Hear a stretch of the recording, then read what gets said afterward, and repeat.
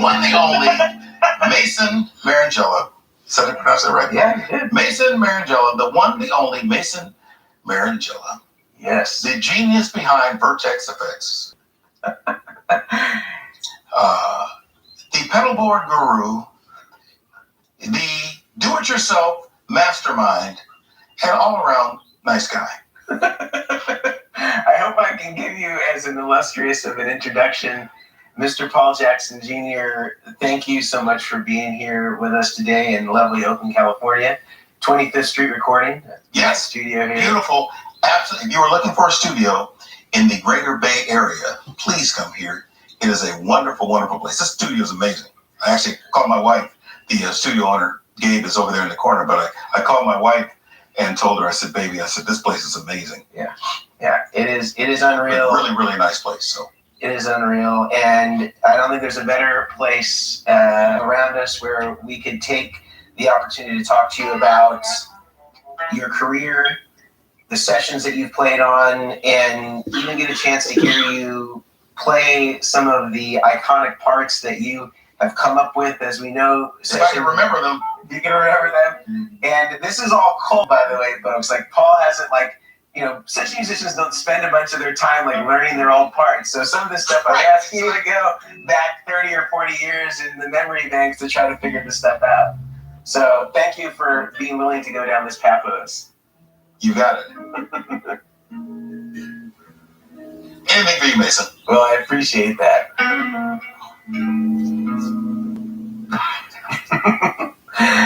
So how about we start, I think, with what everybody who is familiar with your just amazing session career, everybody always wants to know about the Michael Jackson stuff. Okay. And for those of you who know Paul's work, he's played on Thriller and Bad, and some of the most iconic songs are on those records, but there are also some other amazing songs that are on. Let's start in chronological order. Let's start with Thriller. Lady in My Life, first of all, amazing song. Yeah. I want to firstly know about the gear. What was used on that? Because that song is iconic. It was sampled by LL Cool J and Boyz II Men with the song Hey Lover. What did you use on that? That was a Gibson 335. Okay. And my Rivera modified Fender deluxe amplifier. Used on everything. Yeah, pretty much. That was like the go-to amp back then, and everybody had them. Yep. And it's funny. I was talking to Paul Jr. one day, and he said, I said, you want to sell your amp? And I said, well, not really. He said, yeah, there's a guy in Japan that wants to buy it for $15,000. And it's like, well, maybe not. But here's the funny thing, and no slam against anyone or any gear, but Paul, the Fender, the Rivera modified deluxe was kind of like the Dumble before there was a Dumble. It was a go-to amp. All the studio guys used them. They were on countless recordings. And it's funny because you can't find, well, I take that back, because what Paul did, Paul Sr. Jr. is they released the Stage 4, which for all intents and purposes is that amp with a few upgrades. But anyway, so that was a Gibson 335, which I purchased at Valley Arts Guitar Center. Nice. Interesting story behind that. I had a really nice 335, and I walked into Valley Arts one day, and I met Mike McGuire. And I picked up a 335 on the wall, and I said, man, this one really plays great. I said, what can you do to make my guitar play just like this one? He said, well, probably nothing. You should buy that one. So I did. Yeah. And so that was a guitar on Lady in My Life. Yeah. Nice. And it sounds like it's pretty clean, no pedals, or is it just... No pedals. It was just, and it was a line that Rod Temperton had already come up with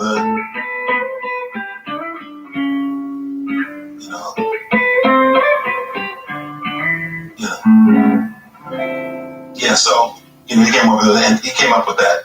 And when you were doing the session for this, obviously, I presume that Quincy Jones was there. Was Michael Jackson there when you were recording these parts? Actually, neither Quincy nor Michael were there. It was just myself and Rod. Okay. And obviously Bruce Swedien. Okay. The master engineer and the genius that he still is. He's passed away. Yeah. Yeah. And so they kind of had, how much of this part was sort of developed versus like what you came out with? Obviously, you said that that line was already sort of constructed, and it was just kind of like bringing somebody who could bring like the essence and the vibe of the sound. Right. So he had me play that. The only line I came up with on that song was in the B section or the end. There's a rhythm part that goes.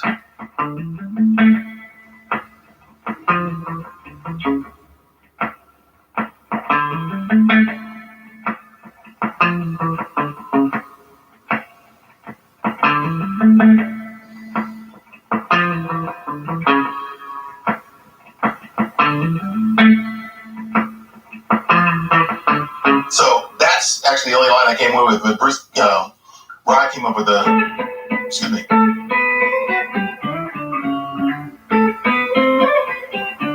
And then I think there's one line. Sorry. He came up with, or maybe I came up with that, but definitely the opening line was his. Now, would you have any objections if we try to like bring in a little bit of the track and said you play over a little? Well, let me make sure the octaves are 2 limit.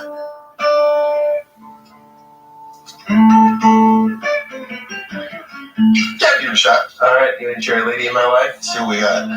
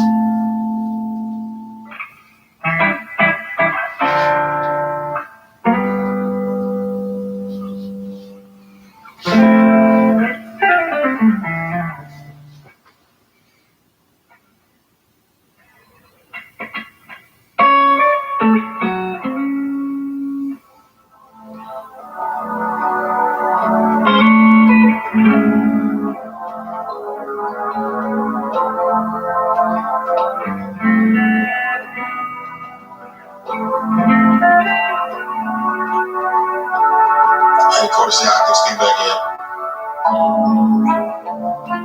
Second figure.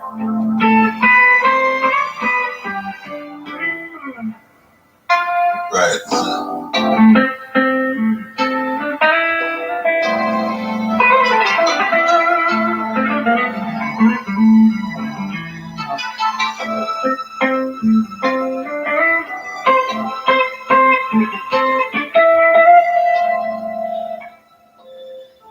Yeah. So basically, well, I came up with all the octave, all the melody things, and I just came up with the groove thing at the end. I mean, it's such an amazing song. As guitar, I mean, just listening to it, it's just like, it's. There's not a lot of guitar in there. There was actually no guitar really in the verses except the intros and then and the band. Right. Well, but it's knowing the placement, like how to bring it in, the vibe. I mean, like this is why people hired you, because you could take even the most simplistic parts and turn them into something that's like an iconic hook. And everybody knows that song and knows that line. They're like, oh my gosh, that's, Okay, so I'm going to forgive the $100 you owe me then. Yeah, checks in the mail. Also on Thriller, you're also on Beat It. And I guess there are multiple guitar credits on that. Steve Lukather is credited, you're credited. I'm curious, what is the part that you did on Beat It? Obviously, there's like different guitar layers, and of course, Van Halen's on it as well, in the solo section. So tell us a little bit about that session. All I did, and it was, once again, overdubbed. I think that one was just myself and Bruce. Okay. And all I did was with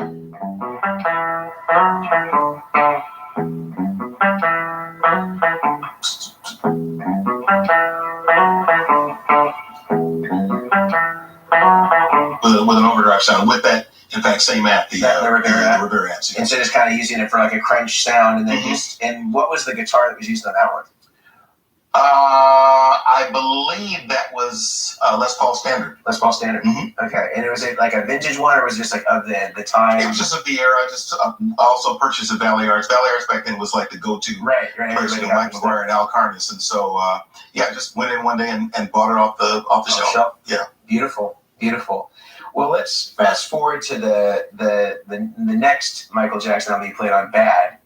Going chronologically, and on that one of the huge hits that you were playing on was Dirty Diana. Yeah. And that had Steve Stevens on some of the lead guitar parts, right? And then you were doing kind of all like the rhythm part that was kind of leading up to that kind of dirtier guitar part. So, what was the gear? What were you using? Anything remarkable about the session that you can share with us? Well, the interesting thing was the guitar part was actually conceived and written down by Jerry Hay, the arranger. Mm-hmm. And he had been working on the song. He says, "Hey, Paul, I have an idea for a part." And he'd written it out and says, "Okay, great." And I used a Tom Anderson. I had a red Tom Anderson guitar with the 3+ pickup in the back. Okay. And once again, the same amp, the Rivera amp. Yep. And the part was, if I can remember, was like.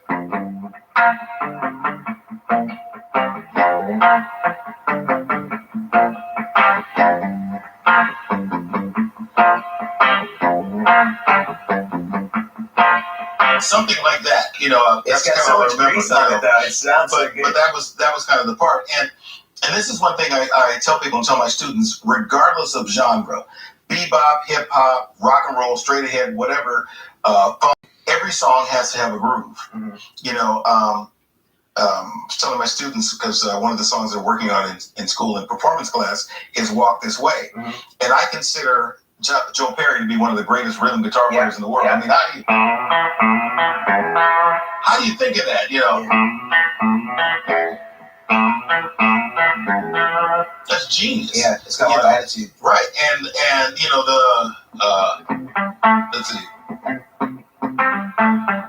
I can't remember.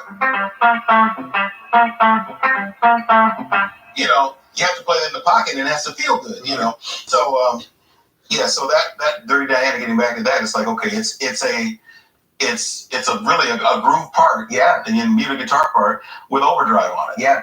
And so hats off to Jerry Hay on that one. Yeah, if we wanted to play a little section to the track, I could give it a shot. All right, let's give it a shot. Let's give it a shot.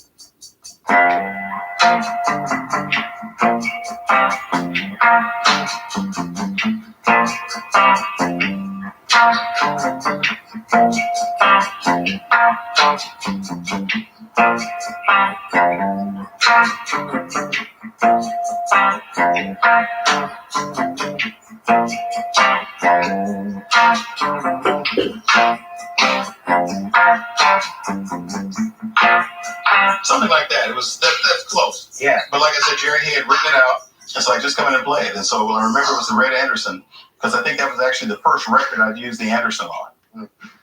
Yeah. I mean, it sounds great. So Tom Anderson, and of course the Rivera stage modded. Mm-hmm. Which stage? How many stages is yours? Stage 2, stage 3? I think I had stage 2. Okay. I think stage 3 had an effects loop and some other stuff there.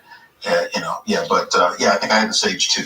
Well, that's amazing. I mean, again, Bad, that whole record's amazing. Dirty Diana, of course, one of the big iconic songs, and then Thriller. That's just so cool to be, hearing these stories about the gear, the session, and so, and interestingly, so Michael and Quincy typically were not present in those. Those were just you and the engineer, or the. Well, it depended. It always depended on what the session was. Like, for instance, when we worked on PYT, initially when we cut it, James Ingram wrote it. Right.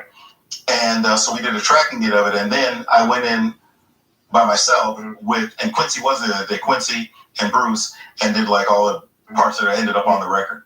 So it just kind of depended on the day. Paul's going to be doing his own video specifically about PYT, so if you're interested in that, check out the link above. We're going to post Paul's video there so you can go check it out when he releases it, because I'm sure it's going to be absolutely amazing. Also, during that era, one of my favorite guitar parts and just like rhythm guitar, like clean tones, was a lot of the stuff that was coming out on DeBarge. And of course, you played on one of their biggest hits, Rhythm of the Night. Yeah. And it was you and Dan Huff. That's correct. Yep. I'm curious, in arrangements like that, like, when both guitar players, you had told me in advance of us filming that you were both present at the session. Right, it was a tracking date, yes. And was it typical that there'd be, if there were multiple guitar players on a song, would they be at the same date, or would they usually have them mixed separately? And like, how does the dynamic work when there's two? Usually they were on the same day. Okay. You'd have 2, 3, sometimes as many as 5. A lot of the original Barry White records were 4 and 5 guitar players in the studio at the same time. Wow. So, but that particular day was myself and Dan off on the tracking date. And so how do you guys sort of ensure that you're not standing on each other's toes? Do you guys sort of like communicate before the session starts? So like, okay, I'm going to be doing this part, and you're doing this. How does that work? Not before the session starts. Always you let the song dictate where it's going to go. Okay. And so we listened down the song and played it down, and it's like, okay, you play there, I'll play here, and we had a discussion, and we worked out some parts, and so it was just pretty much that simple. And do you remember which parts on Rhythm of the Night that you took versus the ones that Dan took? Yeah, I played all the single note stuff in the verse and the chorus, and then in the B section of the verses, we did arpeggios together. Yeah. Okay. Do you mind if we try to? We can give it a shot. Yeah, this one I remember a little bit.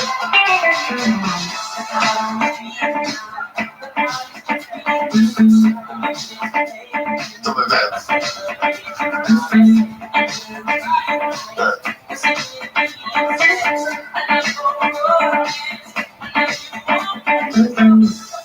That was it's such a cool part, and I love the clean tones on it. Do you remember what you used on that? It sounds like that might have been some sort of Strat. That was a Strat, Okay. probably Your Valley Arts one, the or Valley Art Strat, the Rosewood. Rosewood guitar, impossible to make with the Bartolini pickups. Yeah. I believe it was that guitar. Rosewood on Rosewood. Mm-hmm. Yeah, I love it. Yeah, I love it. Rosewood. Let's see, Rosewood body, bird's eye maple neck, ebony fingerboard, Bartolini pickups, Floyd Rose. Whew. As God intended. And yeah, it's funny. Those guitars, like two of them, I matched set back then. It's like I always wanted to spare in case something happened to the primary. Yeah. And those guitars, they still get used on a lot of records. They just never leave the house. Yeah. So, Well, and I saw, I think, like Tim May or somebody like had tried to sell one similarly equipped, not exactly the same. I think it got like $15,000 or something like that. Yeah, what happened was, all of the guitars were one off. Everybody kind of had their own thing, and Mike McGuire made all of them. Yeah. And like Luke had them, and